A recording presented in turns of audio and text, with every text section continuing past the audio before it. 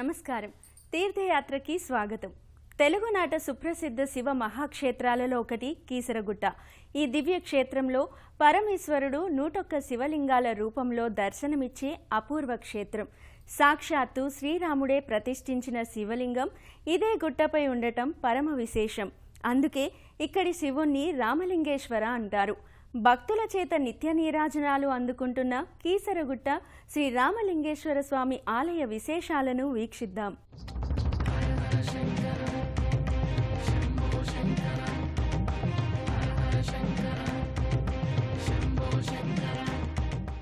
పశ్చిమాభిముఖంగా వెలసిన ఈ రామలింగేశ్వరుణ్ణి దర్శించి అర్చిస్తే సంతాన ప్రాప్తి, సంతాన వృద్ధి ఒక వరంలా లభిస్తుందని ఇక్కడి భక్తుల పరమ విశ్వాసం. నిండైన పానవట్టం, పంచలోహ కవచయుక్తంగా ఉన్న పానవట్టంపై గుండ్రటి శివలింగం పసుపు, చందనం, కుంకుమ లేపనాలు అలదుకుని బహు అందంగా ఉంటుంది. ఈ గర్భాలయానికి ఎదురుగా తన స్వామికి జరిగే సేవలన్నింటినీ పర్యవేక్షిస్తున్నట్లుండే నందీశ్వరుడు నల్లని శిలారూపుడై ఉంటాడు. శివదర్శనానికి నంది అనుమతితో పాటు ద్వారపాలకుల వలె ఉన్న శృంగి భృంగిల అనుమతి కూడా తీసుకున్న భక్తులు ఆ నందీశ్వరుని శృంగముల మధ్య నుంచి రామలింగేశ్వరయ్యను దర్శించుకుంటారు. శివభృత్యుడైన నందీశ్వరుడు కూడా ఈ ఆలయ ఆవరణలో వివిధ రాతినందుల రూపంలో బహునందులుగా శిల్పీకృతమై ఉంటాడు. గర్భాలయ రామలింగేశ్వరానికి ఎదురుగా నంది రజతలోహంతో, బయట ఉన్న ముఖమంటపంలో రాతి శిల్పిత నందిగా ప్రతిష్ఠితుడై ఉంటాడు. భక్తజనం ఎంతో నిష్టగా ఆ రామలింగేశ్వర లింగానికి, నందులకు పూజాధికాలు నిర్వహించుకుని ధన్యత నొందుతారు. ఈ కీసరగుట్ట రామలింగేశ్వర స్వామి వారిని ఇలా పశ్చిమాభిముఖంగా దర్శనం పొందటం తమ భాగ్యమని ఎంతో విశేషంగా భక్తులు చెబుతారు. ఇదే ఆలయం మహాశివరాత్రి పర్వదినాన లింగోద్భవ శివదర్శనానికి పోటెత్తిన జనసంద్రంతో కిటకిటలాడిపోతుంది.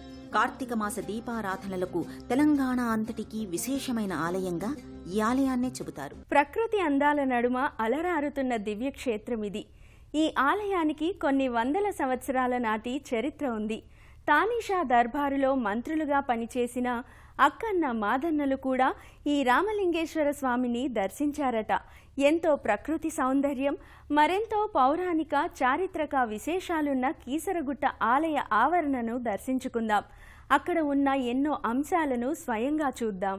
హైదరాబాద్ మహానగరానికి కొద్ది దూరంలో ఉన్న కీసరగుట్ట ఎంతో పురాణ ప్రశస్తి చెందినది. అంతకుమించి ఎంతో చరిత్రాత్మకమైనది. తమ వనవిహారంలో భాగంగా ఈ ప్రాంతానికి ఆంజనేయునితో సహా వచ్చిన సీత, శ్రీరాముల వారికి ఈ ప్రాంతం నచ్చి ఇక్కడే విడిది చేశారట. ఇక్కడే శివలింగాన్ని ప్రతిష్ఠించాలనుకున్నారట. మునీశ్వరులు ఓ ముహూర్తం నిశ్చయించగా ఆ ముహూర్త సమయంలోపుగా కాశీ నుంచి శివలింగాన్ని తీసుకురావాలని ఆంజనేయునికి చెప్పారు శ్రీరాముల వారు. ఆంజనేయస్వామి ముహూర్త సమయం లోపల రాలేకపోవడంతో శ్రీరాముల వారి ప్రార్థనతో ప్రత్యక్షమైన శివుని లింగరూపాన్ని ప్రతిష్ఠింపచేశారు. అదే నేడు మనం దర్శించుకుంటున్న కీసరగుట్ట రామలింగేశ్వర ఆలయ మూల విరాట్టని ఇక్కడి అయ్యవార్లు వివరిస్తున్నారు. రామప్రతిష్ఠ అయిన తరువాత కాశీ నుంచి శివలింగాన్ని తీసుకువచ్చిన ఆంజనేయస్వామి తన శ్రమ అంతా వృధా అయిందని ఆక్రోశంతో తన తోకతో ఆ శివలింగాన్ని గిరవాటేశారట. అది 101 లింగాలుగా వేర్వేరు చోట్ల ఇదే గుట్టపై పడి ప్రతిష్ఠితమైపోయిందట. రాములవారు అనునయించి, నీ శ్రమ వృధా కాదు ఆంజనేయ, నీ ప్రతిష్ఠిత 101 శివలింగాలతో ఈ గుట్ట కేసరిగుట్టగా వెలుగొందుతుంది అని వరమిచ్చారట. ఆనాటి నుండి కేసరిగుట్టగా నేటి కీసరగుట్టగా విరాజిల్లుతోంది. అదిగో అవే ఆంజనేయ వాలంతో విసరగా 101 శివలింగాలుగా గుట్టంతా ప్రతిష్ఠితమైన శివలింగాలలో కొన్ని శివలింగాలు నేటికీ కనిపిస్తున్నాయి. రామలింగేశ్వర స్వామి మూల విరాట్టున్న గర్భాలయానికి ఎడమవైపున ఉన్న ఈ మందిరంలోని మారుతి కాశీ విశ్వేశ్వరాలయంలోని శివలింగం కాశీ నుంచి ఆంజనేయ స్వామి తీసుకువచ్చిన 101 శివలింగాలలో ఒకటి. ఈ పౌరాణిక విశేషంతో ఈ గుట్ట ఎంతో మహిమాన్వితమై వెలసిల్లుతోంది. ఈ ప్రాంతాన్ని పరిపాలించిన విష్ణుకుండినులు, నైజాం నవాబు పాలనలో తానీషాకు మంత్రివర్యులైన అక్కన్న మాదన్నలు ఇక్కడికి వచ్చి రామలింగేశ్వరుని అర్చించుకున్నారని చరిత్ర ద్వారా తెలుస్తోంది. శివక్షేత్రంగా ఉన్న ఈ దివ్యాలయాన్ని హరిహర క్షేత్రంగా చేయదలచి ఇక్కడ లక్ష్మీ నరసింహస్వామిని ప్రతిష్ఠించినట్లు ఇక్కడి పెద్దలు చెబుతున్నారు. ఆ తరువాతి కాలంలో అనేక మంది భక్తులు, దాతల సహకారంతో ఈ ఆలయం ఇలా అభివృద్ధి అయ్యింది.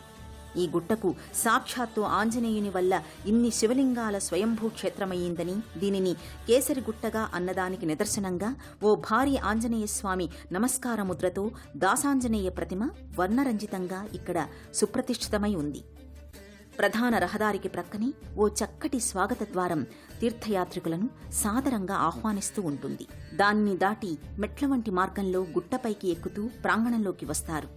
సప్త ఋషులకు సంకేతంగా 7 కలశాలతో పంచాక్షరి మంత్రమైన నమశివాయకు ప్రతిరూపంగా 5 అంతస్తులతో ఓ భవ్య రాజగోపురం ఈ దేవాలయ రాజసాన్ని వ్యక్తం చేస్తూ ధీర గంభీరంగా ఉంటుంది. తెల్లటి ఛాయలో ఆకాశ మేఘమాలికలతో పోటీ పడుతున్నట్లుగా అనేక గోపురాలు, విమాన శిఖరాలు, ధ్వజస్తంభాలు నయన మనోహరంగా సందర్శకులకు కనువిందు చేస్తాయి. ప్రధాన మందిరమైన శ్రీ రామలింగేశ్వర స్వామి వారు కొలువైన ఆలయంతో పాటు లక్ష్మీ నరసింహస్వామి ఆలయం, మారుతి కాశీ విశ్వేశ్వరాలయం, నాగదేవతా మందిరం, శివ పంచాయతన మందిరం, భవానీమాత, విఘ్నేశ్వరుల ఉపాలయాలుంటాయి. ఆలయానికి ఈశాన్య భాగాన వాస్తుయుక్తంగా చక్కటి కోనేరు ఒకటి పుష్కలమైన నీటితో ఉంటుంది. ఇలా పురాతన అధునాతన నిర్మాణాల సమాహారంతో నిత్య భక్తజన సందోహంతో ఈ ఆలయం కళకళలాడుతూ ఉంటుంది. విష్ణువు అలంకార ప్రియుడంటారు. మరి శివుడు అభిషేక ప్రియుడు. శివో అభిషేక ప్రియ అని పురాణాల్లో కూడా ఉంది. పంచామృతాలే అక్కర్లేదు. కాస్త జలం శివలింగంపై పోసి హరహర మహాదేవ అని ఆర్తిగా పిలిస్తే చాలు, వచ్చి ఆదుకుంటాడు. నిశ్చల భక్తితో తలిస్తే అనుగ్రహిస్తాడు ఆ బోలా శంకరుడు. అందుకే ఆయన భక్త సులభుడు. ఆ శంకరయ్య రామలింగేశ్వరునిగా అందుకునే సేవలను కనులారా చూసి మనసారా అర్చిద్దాం. నీలకంఠుని శిరస్సుపై నీళ్లు చల్లి పత్తి రిసుమంతయ్యవ్వాడు పారవైచున్, కామధేనువు వానింట పసర మల్ల సురశాఖి వానింటి మల్లె చెట్టు. శివలింగంపై నీళ్లతో అభిషేకం చేసి పూలు పత్రి దళాలను ఆయన శిరస్సుపై ఉంచేవాని ఇంట దేవతల గోవు కామధేనువు కాడి పశువు మాదిరిగా ఉంటుందట. కల్పవృక్షం అనే దేవతా వృక్షం ఇంటి ఆవరణలో మల్లె చెట్టులాగా ఉంటుందట. అంతటి విశేష ఫలదాయకమైన శివలింగాభిషేకాలకు భక్తులే తమ వెంట తెచ్చుకున్న నీరు, పాలు, పెరుగు, నెయ్యి, చక్కెర వంటి పంచామృత ద్రవ్యాలు, ఫలరసాలు, పసుపు, కుంకుమ కలిపిన జలాలతో తమ తమ గోత్ర వంశనామాలతో చేయించుకుంటారు. పైన పైకప్పు నుంచి వేలాడుతున్న ఆకాశ గంగా పాత్ర నుంచి నిత్య జలాభిషేకం ఎలాగూ జరుగుతూనే ఉంటుంది. స్వయంభూ రామలింగేశ్వరునికి జల క్షీరాది పంచామృత అభిషేకాలను ఎంతో భక్తి తత్పరతతో చేస్తారు.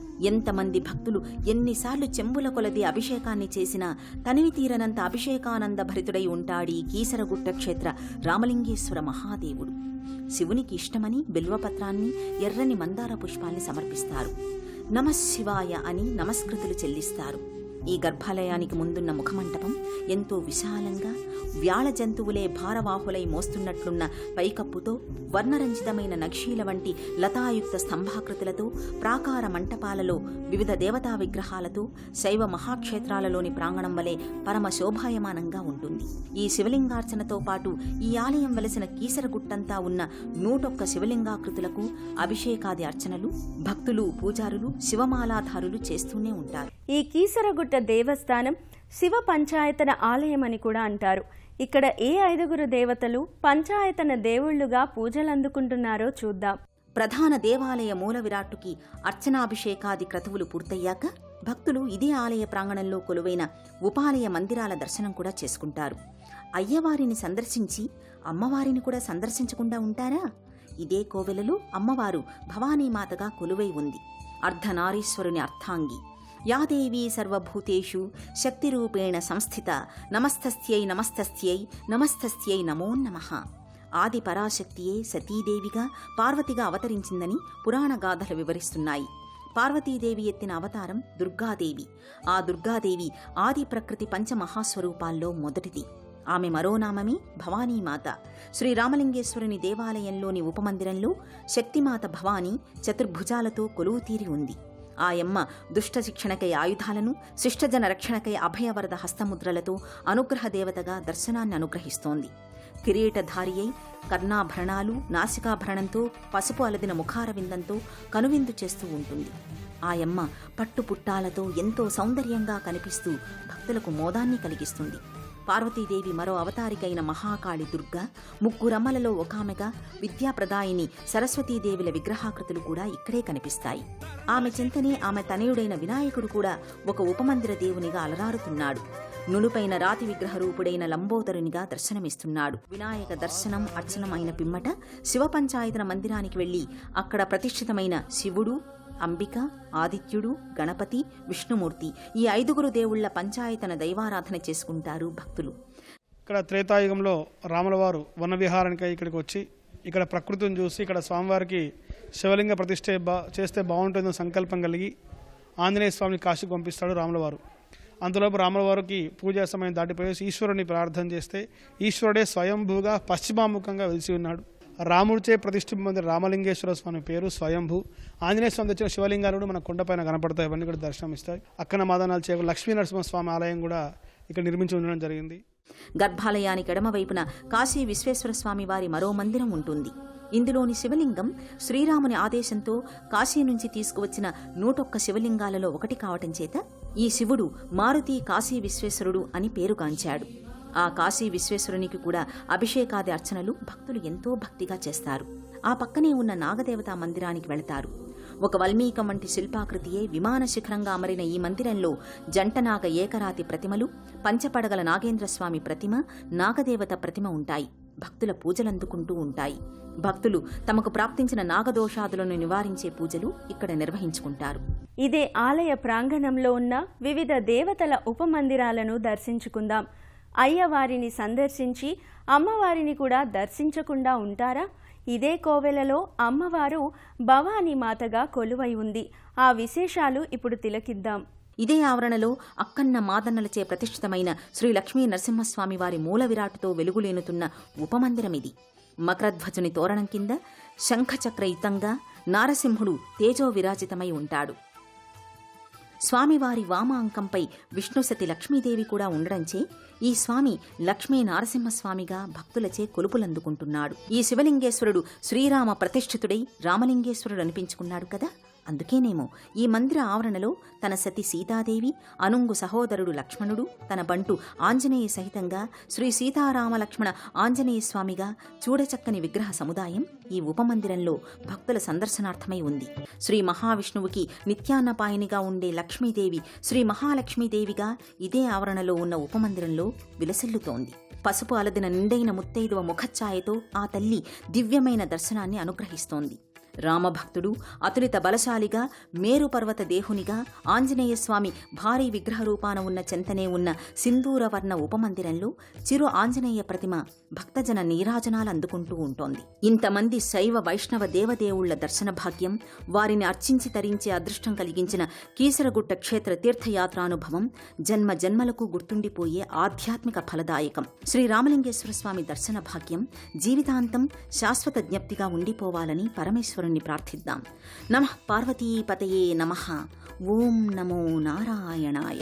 కేసరి నందనుడి పేరిట విరాజిల్లుతున్న కీసర గుట్టపై వెలసిన శ్రీ రామలింగేశ్వర దర్శనం సకల శుభకరం. ఆశ్రిత జన రక్షకుడిగా, ఆదిదేవుడిగా పూజలందుకుంటున్న ఆ స్వామి కరుణా కటాక్ష వీక్షణాలు అందరి మీద ఉండాలని కోరుకుందాం.